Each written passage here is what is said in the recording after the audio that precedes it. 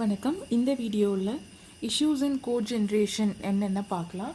So code generator அப்படிங்கிறது வந்து கம்பைலரோட கடைசி ஃபேஸு. ஓகேங்களா. ஸோ கடைசி ஃபேஸ் அப்படிங்கிறப்ப என்ன ஆகும்னா இங்கே தான் கோட் வந்து ஜென்ரேட் ஆகும். நம்மளோட டார்கெட் கோட் என்னவோ அது வந்து ஜென்ரேட் ஆகிற ஃபேஸ் தான் கோட் ஜென்ரேஷன். ஸோ இது வந்து எதுக்கப்புறம்னா இன்டர்மீடியட் கோட் ஜென்ரேஷனுக்கு அடுத்த ஃபேஸு. அதுக்கப்புறம் வந்து கோட் ஆப்டிமைஸ் பண்ணுவோம். இன்டர்மீடியட் கோட் ஜென்ரேஷனில் வந்து ஒரு இன்டர்மீடியட் கோட் ஜென்ரேட் பண்ணுவோம். அதுக்கடுத்து கோட் ஆப்டிமைசேஷன் ஃபேஸ். அந்த ரிசல்டன்ட் கோடை வந்து அந்த இன்டர்மீடியட் ரெப்ரசன்டேஷனை நம்ம கோடாக வந்து ஃபைனல் டார்கெட் கோடாக வந்து ஜென்ரேட் பண்ண போகிறோம். ஸோ இந்த ஃபேஸில் என்னென்ன இஷ்யூஸ் இருக்குது, இந்த ஃபேஸை நம்ம டிசைன் பண்ணணும் கம்பைலருக்கு அப்படிங்கிறப்போ என்னென்ன இஷ்யூஸ் வந்து இதில் ஃபேஸ் பண்ணுவோம் அப்படின்னா ஒரு 5 இஷ்யூஸ் இருக்குது. ஃபஸ்ட்டு வந்து input to the code generator. So input to the code generator அப்படின்னா இங்கே வந்து நம்ம எந்த வேல்யூ வந்து இன்புட்டாக கொடுக்குறோம் கோட் ஜென்ரேட்டருக்கு அப்படிங்கிறது ரொம்ப முக்கியம். இது வந்து இன்டர்மீடியட் ரெப்ரசன்டேஷன். நம்மளோட கோட் ஆப்டிமைஸ் பண்ணதுக்கப்புறம் இந்த இன்டர்மீடியட் கோடை தான் வந்து நம்மளுக்கு கோட் ஜென்ரேட்டருக்கு இன்புட்டாக கொடுக்க போகிறோம். அப்போ இன்டர்மீடியட் ரெப்ரசன்டேஷன் எந்தெந்த மாதிரிலாம் இருக்கிறதுக்கான பாசிபிலிட்டி இருக்குது நம்ம ஆல்ரெடி இன்டர்மீடியட் கோட் ஜென்ரேஷனில் பார்த்துருக்கோம். ஸோ இதெல்லாம் தான் வந்து நம்மளோட இன்புட் இன்டர்மீடியட் ரெப்ரசன்டேஷன்ஸில் ஒரு ஃபார்மேட். ஸோ ஒன்று வந்து லீனியர் ரெப்ரசன்டேஷன், அதாவது போஸ்ட்ஃபிக்ஸ் நோட்டேஷனில் ஒரு வேல்யூ எழுதுகிறோன்னா, அதாவது நம்ம ஆல்ரெடி பார்த்த மாதிரி ஏபி ப்ளஸ், அதாவது நம்மளோட ஆப்பரண்ட் இந்த சைடும் ஆப்பரேட்டர் வந்து அதுக்கு அடுத்தும் வந்ததுன்னா இது வந்து போஸ்ட்ஃபிக்ஸ் நோட்டேஷன் சொல்கிறோம். ஸோ இன்டர்மீடியட் கோட் வந்து எதர் போஸ்ட்ஃபிக்ஸ் நோட்டேஷனில் இருக்கலாம், இல்லைனா கிராஃபிக்கல் ஸ்ட்ரக்சரில் பார்த்தீங்கன்னா சின்டாக்ஸ் ட்ரீ இல்லைனா டாக் ரெப்ரசன்டேஷனில் கொடுக்கலாம். அப்படி இல்லைனா 3 அட்ரஸ் கோட் ரெப்ரசன்டேஷன் இருக்கும். ஸோ 3 அட்ரஸ் கோடில் என்னென்ன இருக்குன்னா குவாட்ரப்பிள், ட்ரிப்பிள் அண்ட் இன்டைரக்ட் ட்ரிப்பிள்னு சொல்கிறோம். குவாட்ரப்பிள் அப்படிங்கிறப்ப நம்மளுக்கு 4 ஃபீல்டு இருக்கும். இந்த 4 ஃபீல்டில் வந்து ஆப்ரேட்டர் ஒன்று, ஆர்கியூமெண்ட் 1 ஒன்று, இன்னொன்று ஆர்கியூமெண்ட் 2, அதோட ரிசல்ட். ஸோ இந்த மாதிரி இருந்ததுன்னா அது வந்து குவாட்ரப்பிள் ஸ்ட்ரக்சர்ன்போம். ட்ரிப்பிள் அப்படிங்கிறப்போ ரிசல்ட்டுக்குன்னு நம்மளுக்கு தனியான செக்ஷன் இருக்காது, நம்ம இண்டெக்ஸை வச்சு ரெஃபர் பண்ணிப்போம் அதோட ரிசல்ட் எல்லாம். இன்டைரக்ட் ட்ரிப்பிள்ங்கிறப்போ வந்து நம்மளுக்கு ப்ரோக்ராம் லொக்கேஷன்ஸில் எங்கே இருந்தாலும் அதை வந்து நம்ம இங்கே கால்ஃபர் பண்ணிப்போம். ஓகேங்களா. ஸோ இங்கே எக்ஸ்ட்ரா ஒரு பாயிண்டரில் sequence of execution of that portion அது வந்து இருக்கும். ஸோ இது இந்த பேஸ் ஆஃப் ரெப்ரசன்டேஷன் இது வந்து நம்ம ஆல்ரெடி இன்டர்மீடியட் கோட் ஜென்ரேஷனில் பார்த்துருக்கோம். ஸோ இந்த மாதிரி டிஃப்ரெண்ட் டைப்ஸ் ஆஃப் இன்புட் இருக்கும், இன்டர்மீடியட் ரெப்ரசன்டேஷன் இருக்கும். அப்போ நம்ம கோட் ஜென்ரேட்டர் டிசைன் பண்ணுறப்போ ஒவ்வொன்றுக்கும் ஸ்பெசிஃபிக்காக இப்போ இந்த மாதிரியான ரெப்ரசன்டேஷன் தான் இந்த மாதிரியான கோட் வந்து நம்ம ஜென்ரேட் பண்ணணும் அப்படிங்கிற அந்த ப்ராசஸே வந்து வேரி ஆகும். ஓகேங்களா. ஸோ இது வந்து ஒரு இஷ்யூ ஃபேஸ் பண்ணுறோம். அதே மாதிரி இன்னொரு விஷயம் என்னென்னா இந்த ஃபேஸுக்கு வரதுக்கு முன்னாடி நம்மளுக்கு வந்து we have to have the assumption.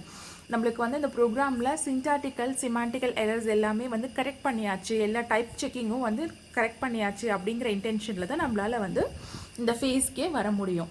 ஓகேங்களா. ஸோ அப்போ தான் இன்புட் வந்து எந்த ஒரு எரரும் இல்லை அப்படின்னு கன்ஃபார்மாக தெரிஞ்சால் தான் நம்மளால் வந்து கரெக்டாக டார்கெட் கோட் வந்து ஜென்ரேட் பண்ண முடியும். ஸோ இதுதான் வந்து first issue in code generation phase. அதாவது input of a code generator என்ன, அதை வந்து எப்படி ஃபோக்கஸ் பண்ண போகிறோம் அப்படிங்கிறது. இதே மாதிரி செகண்ட் இஷ்யூ என்னன்னு பார்த்தீங்கன்னா டார்கெட் ப்ரோக்ராம். டார்கெட் அப்படிங்கிறது என்னென்னா நம்மளுக்கு ஃபைனல் ப்ரோக்ராம் என்ன மாதிரியான ப்ரோக்ராம் வேணும் அப்படிங்கிறதும் வந்து இங்கே மேட்ரு ஆகும். கரெக்டுங்களா. ஸோ இன்புட் வந்து ஒரு ஃபேக்டருங்கிறப்ப அதே மாதிரி அவுட்புட்டும் ஒரு ஃபேக்டர். அவுட்புட் வந்து என்ன டிஃப்ரெண்ட் டைப்ஸ் ஆஃப் ப்ரோக்ராம்ஸ் இருக்குது. ஸோ எந்த மாதிரியான ப்ரோக்ராம்ங்கிறதுக்கு பேஸ் பண்ணி நம்மளுக்கு இந்த கோட் ஜென்ரேட்டர் வேரி ஆகும். ஜென்ரலாக பார்த்தீங்கன்னா இந்த target machine architecture, instruction architecture பார்த்தீங்கன்னா நம்மளுக்கு 3 டைப் இருக்குது. ஒன்று வந்து reduce instruction set computer, RISC structure, இல்லைனா CISC structure, complex instruction set computer, அப்படி இல்லைனா ஸ்டாக் பேஸ்ட் ஸ்ட்ரக்சராக இருக்கும். ஸோ இந்த ரெடியூஸ்ட் இன்ஸ்ட்ரக்ஷனில் என்ன ஆகும்னா இதில் வந்து நிறையா இந்த மாதிரியான டைப்பில் வந்து நம்மளுக்கு நிறைய ரெஜிஸ்டர்ஸ் இருக்குது. ஒவ்வொரு இன்ஸ்ட்ரக்ஷனும் 3 அட்ரஸ் கோட் ரெஜிஸ்ட்ரேஷனாக இருக்கும். அப்போ வந்து நம்மளுக்கு அட்ரஸிங் மோட்ஸ் பார்த்திங்கன்னா ரொம்ப சிம்பிளாக பேசிக்காக இருக்கும். அதுக்கு அடுத்தது காம்ப்ளெக்ஸ் இன்ஸ்ட்ரக்ஷன் செட்டில் என்ன ஆகும்னா நம்மளுக்கு வந்து ரெஜிஸ்டர்ஸும் கம்மி, இன்ஸ்ட்ரக்ஷன்ஸ் எல்லாமே 2 அட்ரஸ் கோட் இன்ஸ்ட்ரக்ஷன்ஸ். ஓகேங்களா. அப்போது வந்து இந்த இடத்துல என்ன ஆகும்னா நம்மளுக்கு அட்ரஸிங் மோட்ஸ் நிறையா இருக்கும். ஓகேங்களா. அடுத்து வந்து ஸ்டாக் பேஸ்டுங்கிறப்ப என்ன ஆகும்னா இது வந்து ஒரு லிமிட்டடான இன்ஸ்ட்ரக்ஷன்ஸ்க்கு தான் நம்ம யூஸ் பண்ணிக்க முடியும். ஏன்னா டாப் ஆஃப் த எலிமெண்ட் மட்டும்தான் நம்மளால் ஆப்ரேட் பண்ண முடியும். அப்போ இந்த மாதிரியான ரெஜிஸ்டர்ஸ் இந்த மாதிரியான ஆர்கிடெக்சர் யூஸ் பண்ணுறப்ப என்ன ஆகும்னா டாப் மோஸ்ட் எலிமெண்ட் ஆஃப் ஸ்டாக்கை வந்து ஒரு ரெஜிஸ்டராக கன்சிடர் பண்ணிப்போம். ஏன்னா ரெஜிஸ்டருங்கிறப்போவே அந்த மெமரி யூனிட் வந்து நம்ம ஈஸியாக அக்சஸ் பண்ண முடியும். It is a fast and accurate ரெஜிஸ்டர்னு சொல்லுவோம். அப்போ வந்து நம்மளுக்கு டாப் மோஸ்ட் எலிமெண்ட் ஆஃப் ஸ்டாக்கை வந்து ரெஜிஸ்டராக ஃபிக்ஸ் பண்ணோன்னா இந்த மாதிரி ஸ்டாக் பேஸில் யூஸ் பண்ணிக்கலாம். இதை வந்து மேக்ஸிமம் யூஸ் பண்ணல, நம்மளுக்கு வந்து ஜாவாவில் மட்டும் ஸ்டாக் பேஸ்ட் ஆர்கிடெக்சர் யூஸ் பண்ணியிருக்காங்க. ஜாவா வெர்ச்சுவல் மெஷின் அதில் மட்டும் வந்து இந்த ஸ்டாக் பேஸ்ட் இன்ஸ்ட்ரக்ஷன் யூஸ் பண்ணியிருக்காங்க. இப்போ என்னென்னலாம் டைப் ஆஃப் டார்கெட் கோட்ஸ் இருக்குன்னு பார்க்கலாம். ஜென்ரலாக பார்த்தீங்கன்னா நம்மளுக்கு 3 டைப் ஆஃப் டார்கெட் ப்ரோக்ராம் இருக்குது. ஒன்று வந்து absolute machine code. Absolute machine கோடுங்கிறது என்னென்னா நம்மளோட ஃபிக்ஸ்டு மெமரி லொக்கேஷன் இருக்கிற கடைசி மெஷின் கோட் அப்படியே எக்ஸிக்யூட் பண்ணிக்கிறது. ஸோ அட்ரஸ் எல்லாம் ஆல்ரெடி கால்குலேட் பண்ணி அதை வந்து ரெடி டு எக்ஸிக்யூட்டபிள் ஃபார்மேட்டில் நம்மளால் டார்கெட் கோட் ப்ரொடியூஸ் பண்ணணும் அப்படின்னோன்னா அது வந்து அப்சல்யூட் மெஷின் கோட்னு சொல்லுவோம். அதுக்கு அடுத்தது இது வந்து கொஞ்சம் கஷ்டமாக இருக்கும். ஏன்னா வந்து எல்லாமே ஃபிக்ஸ்டு மெமரி லொக்கேஷனில் கரெக்டாக இருக்கணும். இமீடியட் எக்ஸிக்யூஷனுக்காக இது யூஸ் பண்ணுறாங்க. அதுக்கடுத்தது பார்த்திங்கன்னா ரீலொக்கேட்டபிள் மெஷின் கோட். ரீலொக்கேட்டபிள் மெஷின் கோட் அப்படிங்கிறது என்னென்னா நம்மளோட ஆப்ஜெக்ட் ஃபைல் மாதிரி. நம்ம சி கம்பைலர்லாம் பார்த்திங்கன்னா ஆப்ஜெக்ட் ஃபைல் ஜென்ரேட் ஆகும். அதுக்கு அடுத்தது நம்மளுக்கு லோடர் அண்ட் லிங்கர் சாஃப்ட்வேர் வச்சுட்டு இந்த கோடுக்கான கரெக்டான அட்ரஸ் மேப் பண்ணி எக்ஸிக்யூட் பண்ணிப்பாங்க. ஸோ அது வந்து ரீலொக்கேட்டபிள் மெஷின் கோட். இன்னொரு டைப் ஆஃப் கோட் பார்த்தீங்கன்னா assembly language program. So assembly level language ப்ரோக்ராம்னா உங்களுக்கே தெரியும், மைக்ரோ ப்ராசஸர் சிப்ஸ் ஆப்ரேட் பண்ணுற assembly code, add, load, store, multiply அந்த மாதிரியான கோடாக கன்வெர்ட் பண்ணுறது வந்து இன்னொரு type of target code. So based on the target code எந்த மாதிரியான டார்கெட் கோட் வேணுமோ அதுக்கேற்ற மாதிரி நம்மளுக்கு வந்து கோட் ஜென்ரேட்டை நம்ம டிசைன் பண்ணணும். ஓகேங்களா? ஸோ 2 இஷ்யூஸ் பார்த்தாச்சு. ஒன்று வந்து நம்மளோட இன்புட் வந்து என்ன மாதிரி இருக்கும், ஸோ எந்த மாதிரியான இன்புட் வந்தது, என்னென்ன டைப்ஸ் ஆஃப் இன்புட்ஸ் இருக்குது. அடுத்தது வந்து டார்கெட் ப்ரோக்ராம். டார்கெட் ப்ரோக்ராம் வந்து எந்த மாதிரியான டார்கெட் ப்ரோக்ராம் இருக்குன்ட்டு. அதுக்கு அடுத்த இஷ்யூ என்னென்னா இன்ஸ்ட்ரக்ஷன் செலெக்ஷன். இன்ஸ்ட்ரக்ஷன் செலெக்ஷன்னா நம்மளுக்கு எந்த மாதிரியான இன்ஸ்ட்ரக்ஷன்ஸ் வந்து நம்ம ரீப்ளேஸ் பண்ண போகிறோம். ஒரு 3 அட்ரஸ் கோட் ஸ்டேட்மெண்ட் இருந்ததுன்னா அந்த 3 அட்ரஸ் கோட்லேருந்து நம்ம ஜென்ரேட் பண்ணுற இன்ஸ்ட்ரக்ஷன் எந்த மாதிரி இருக்கணும். இதில் ஜென்ரலாக பார்த்தீங்கன்னா நம்மளுக்கு 2 டைப் ஆஃப் இன்ஸ்ட்ரக்ஷன் செலெக்ஷன் இருக்குது. ஒன்று வந்து high level selection. High level அதாவது ஹை லெவல் இன்ஸ்ட்ரக்ஷன்ஸுங்கிறப்ப எப்படி இருக்கும்னா நம்மளுக்கு வந்து அதோட கோட் டைரெக்டாக வந்து நம்ம ஜென்ரேட் பண்ணலாம். ஆக்சுவலாக வந்து ஒரு டெம்ப்ளேட் வச்சுட்டு இது வந்து பேசிக்காக ஒவ்வொரு ஸ்டேட்மெண்ட்டாக எடுத்துகிட்டு நம்மளுக்கு ஒரு கோடுக்கான டெம்ப்ளேட் இருக்கும், அதை பேஸ் பண்ணி நம்ம ட்ரான்ஸ்ஃபர் பண்ணுறது தான் வந்து high level instruction intermediate representation சொல்கிறோம். அதே மாதிரி லோ லெவல் இன்டர்மீடியட் ரெப்ரசன்டேஷன் ஒன்று இருக்குது. ஸோ இன்டர்மீடியட் ரெப்ரசன்டேஷன் வந்து நம்மளுக்கு லோ லெவல்னால் அதாவது அது மெஷின் இன்ஸ்ட்ரக்ஷன் பேஸ் பண்ணி இருந்ததுன்னா அது வந்து ஈஸியாக நம்மளால் கன்வெர்ட் பண்ணிக்க முடியும், கோட் வந்து ஜென்ரேட் பண்ணிக்க முடியும். ஸோ இந்த மாதிரி லோ லெவல் இதில் வந்து low level intermediate high level intermediate representation இல்லைனா low level intermediate representation. So high level ரெப்ரசன்டேஷனுங்கிறப்போ நம்மளால் வந்து புவர் கோட் தான் ஜென்ரேட் பண்ண முடியும். ஏன்னா ஹை லெவலில் இருக்கிறப்போ நம்மளுக்கு வந்து இந்த லைனுக்கு இந்த மாதிரி இந்த லைனுக்கு இந்த மாதிரின்ட்டு ஒரு டெம்ப்ளேட் வச்சுட்டு நம்ம ட்ரான்ஸ்ஃபர் பண்ணுவோம். அதே வந்து லோ லெவல் இன்டர்மீடியட் ரெப்ரசன்டேஷன் இருக்கிறப்போ இது ப்ரொடியூஸ் பண்ணுற கோட்ஸ் எல்லாமே வந்து எஃபிஷியண்ட்டாக இருக்கும். அதே மாதிரி இன்னொரு ஃபேக்டர் இங்கே பார்த்தீங்கன்னா நம்மளோட இன்ஸ்ட்ரக்ஷன் செட்டோட நேச்சரும் வந்து ஒரு பெரிய எஃபெக்ட் கொடுக்கும். இப்போ எக்ஸாம்பிளுக்கு பார்த்தீங்கன்னா ஒவ்வொரு ஃபங்க்ஷனும் வந்து ஒரு சில கோடில் வந்து நம்மளுக்கு ஃப்ளோட்டிங் பாயிண்ட்டுக்கு தனியான ஃபங்க்ஷன் இருக்கும். இப்போ ஆட் அப்படின்னா அது வந்து இன்டீஜரோட அடிஷன் ஆப்ரேஷன். அதே ஆட் எஃப்னு போட்டோன்னா இது வந்து ஃப்ளோட்டிங் பாயிண்ட்டோட அடிஷன் ரெப்ரசன்டேஷன். ஸோ ஒன்னொன்றுக்கும் ஸ்பெசிஃபிக்காக தனித்தனியான ஒரு அன்யூனிஃபார்மிலிட்டி டைப் பேஸ் பண்ணி இது மாதிரி அன்யூனிஃபார்மாக இருந்தது அப்படின்னா அது வந்து கோட் ஜென்ரேஷன் வந்து எஃபெக்ட் பண்ணும். ஸோ நம்மளோட இன்ஸ்ட்ரக்ஷன் செட் வந்து ரொம்ப ப்ராப்பராக இருக்கணும். இப்போ ஒரு எக்ஸாம்பிள் எடுத்துக்கலாம், எந்த மாதிரியான இன்ஸ்ட்ரக்ஷன் வந்து நம்மளுக்கு ஜென்ரேட் பண்ணுறதுன்னு பார்க்குறதுக்கு. இப்போ ஜென்ரலாக ஒரு இன்ஸ்ட்ரக்ஷன் எடுத்துக்கலாம், x is equal to y plus z. இந்த மாதிரி எடுத்துட்டோன்னா எல்லா ஆப்ரேஷனுமே நம்மளுக்கு வந்து மெமரியில் லோட் பண்ணி ரெஜிஸ்டரில் லோட் பண்ணி அதுக்கப்புறம் தான் எக்ஸிக்யூட் பண்ண முடியும். ஏன்னா வந்து கரெண்ட்டாக என்னென்ன ப்ராசஸ் நடக்குதோ அது எல்லாமே ரெஜிஸ்டர் பேஸ்டு தான் பண்ணுவோம். ஸோ இந்த மாதிரி அடிஷன் ஆப்ரேஷனுக்கு என்ன பண்ணுவோம்னா ஃபஸ்ட்டு வந்து இந்த y வேல்யூவை ஏதாவது ஒரு ரெஜிஸ்டருக்கு லோட் பண்ணிப்போம். Load y to this register. அதுக்கப்புறம் ஒரு அடிஷன் ஆப்ரேஷன் நடக்குது, ஆட் இந்த ரெஜிஸ்டரில் இருக்க வேல்யூ கூட இசட் ஆட் பண்ணிக்கிறோம். ரிசல்ட் வந்து R0லேயே ஸ்டோர் ஆகிக்கும். அதுக்கப்புறம் இதோட ரிசல்ட்டை வந்து நம்ம எக்ஸுக்கு ட்ரான்ஸ்ஃபர் பண்ணிக்குவோம். அப்போ வந்து ஒரு ஸ்டோர் ஆப்ரேஷன், ஸ்டோர் எக்ஸ் கம்மா R0. இந்த R0ல் இருக்க வேல்யூ எக்ஸுக்கு ஜென்ரேட் ஆகும். ஸோ இந்த மாதிரி தான் வந்து நம்மளுக்கு இன்ஸ்ட்ரக்ஷன் வந்து நம்மளுக்கு ஜென்ரேட் ஆகும். ஒரு 3 அட்ரஸ் கோட் இன்ஸ்ட்ரக்ஷன் அப்படிங்கிறப்போ ஒரு ரெஜிஸ்டரில் வேல்யூ சேவ் பண்ணி ப்ராசஸ் பண்ணி அதுக்கப்புறம் ஸ்டோர் பண்ணிக்கிறோம். ஆனால் இதுலேயே என்ன ப்ராப்ளம்னா இன்னொரு எக்ஸாம்பிள் எடுத்துக்கலாம். இப்போ இந்த மாதிரியான ஒரு எக்ஸாம்பிள் எடுக்கிறப்போ 2 இன்ஸ்ட்ரக்ஷன்ஸ் இருக்குது. ஸோ 2 3 அட்ரஸ் ஸ்டேட்மெண்ட் இருக்குது. இதை நம்ம எப்படி வந்து நம்ம கோடாக கன்வெர்ட் பண்ண முடியும்னா, இந்த இன்ஸ்ட்ரக்ஷனுக்கு ஃபஸ்ட்டு லோட் இந்த பி வேல்யூவை ஒரு ரெஜிஸ்டருக்கு சேவ் பண்ணுறோம். அதுக்கப்புறம் ஆட் இந்த சி வேல்யூவை நம்ம R0 கூட ஆட் பண்ணிக்கிறோம்.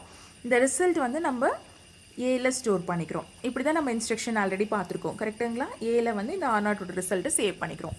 இப்போ அதுக்கு அடுத்தது என்ன ஆகும்னா, மறுபடியும் அடுத்த ஸ்டேட்மெண்ட் வருது. இப்போ வந்து இந்த ஏவை மறுபடியும் ரெஜிஸ்டருக்குள்ளார போட போகிறோம். அப்போ வந்து லோட்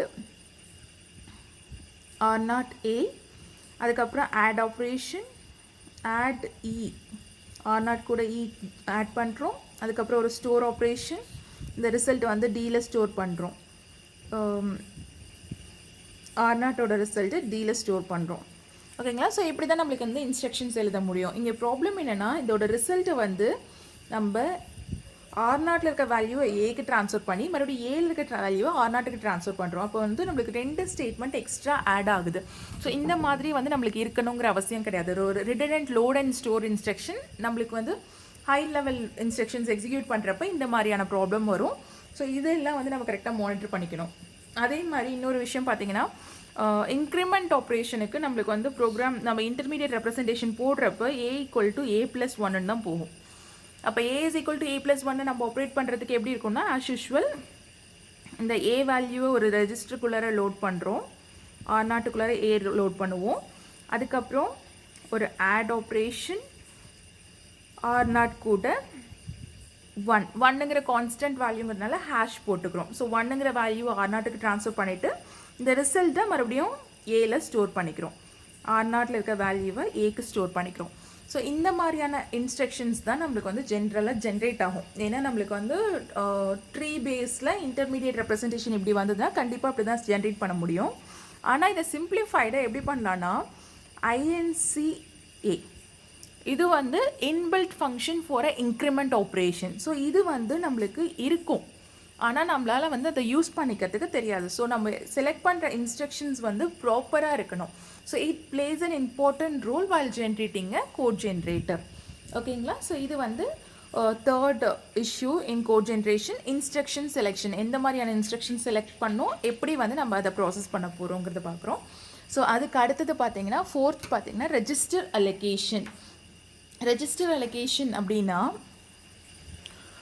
நம்ம ஆப்ரேட் பண்ணுற எல்லா வேல்யூஸ், எல்லா வேரியபிளோட வேல்யூஸுமே வந்து நம்மளுக்கு ரெஜிஸ்டரில் தான் சேவ் ஆகும்.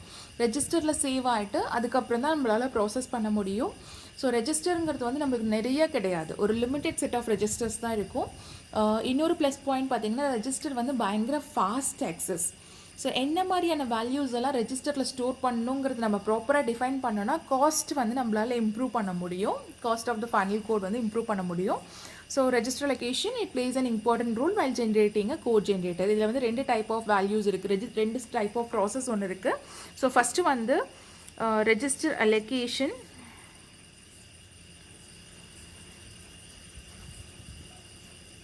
இன்னொன்று வந்து ரெஜிஸ்டர் அசைன்மெண்ட்.